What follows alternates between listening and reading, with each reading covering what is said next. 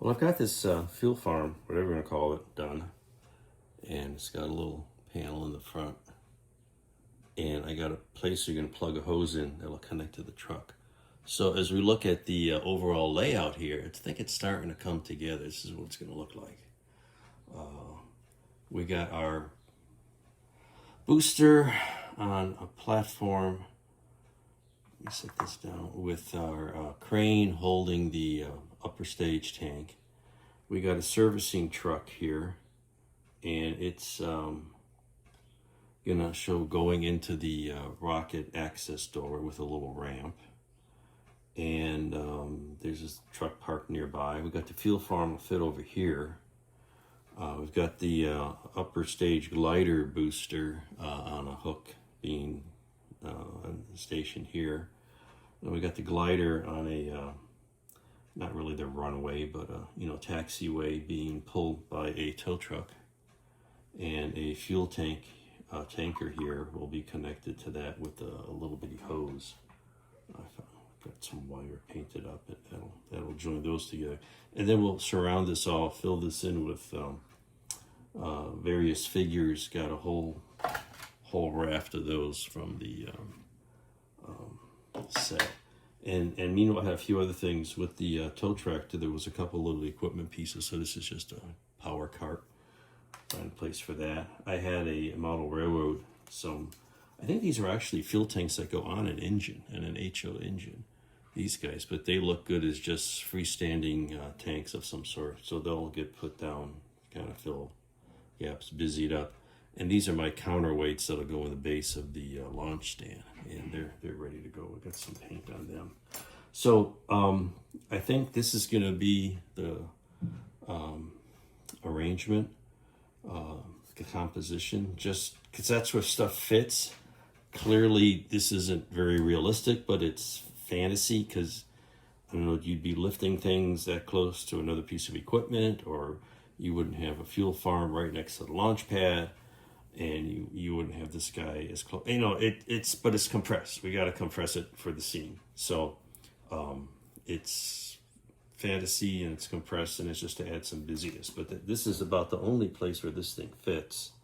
I wanted this on an angle, and I wanted the launch pad back in a corner on an angle just for some visual interest, and it able to have other area to put all these other things, and that's about the best we're going to do.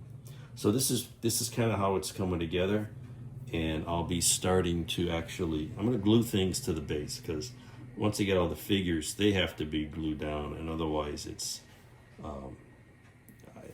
for transporting, I can try to reassemble everything, and the figures have to be glued or else they're going to fall down. So I might as well glue down all the other equipment so it doesn't go anywhere either. So getting closer to looking like something. With the basic layout sort of set, I've started working on making some figures. I've also got a couple of these other little accessory pieces that are being painted to be put wherever. Somewhere, oh, here it is.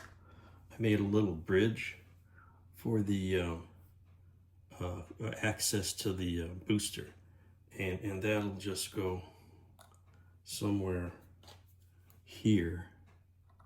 Put some railings on it. There we go. So we wouldn't want our crew falling off. Be something like that. I don't even know if you can see that. Anyway, we'll get to see it eventually. So that leads me to working on figures.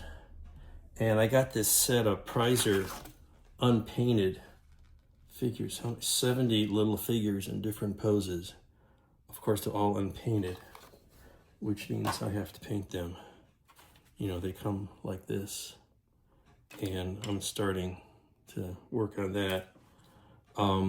I've decided that this is going to be, like a major aerospace type company. This happens to be called iJast and Associates, which is a whole nother video. And it will, that's the company. They got the logos on the trucks, on the door, you can barely see, and even on the glider. But anyway, so you have a crew, and kind of like you look at old pictures from the 60s, They all have like a standard not jumpsuits, but you know, coveralls, typically like a blue color. So I've got an assembly here of little guys, mostly blue jumpsuits, maybe some different colored boots. I even got some different skin tones on a few. I only have miscellaneous shades of brown. I'll probably adjust some of those. But anyway, there'll be all these little guys doing things scattered around. I even found a seated ones that'll be a driver for the tow truck. So this is a lot of iterative, because I'll paint the blue, and then I'll paint some flesh for hands and face, and then I'll have to come back and touch it up, because you know, they're not even a ½ inch tall, barely. And so it's just you go back and forth. You touch it up and you paint some more. You touch it up and you scrape off some seam lines, and you touch it up and you paint some more, and then you do some other colors. And some of these guys, a lot of them these guys mostly have hard hats. You didn't see that. They have hard hats. Some will have bareheaded.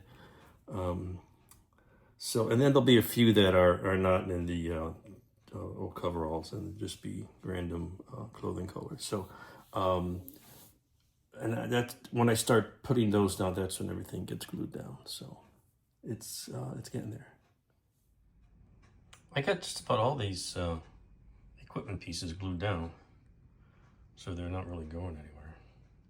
Tap, tap, tap. Tap, tap, tap. And still painting figures. I'll get these blue guys down first, and then I'll scatter some other, you know, non-technician managers, visitors, who knows. Should probably have some security guys here, huh? Anyway, here it is so far, coming along. Be gluing down figures pretty soon.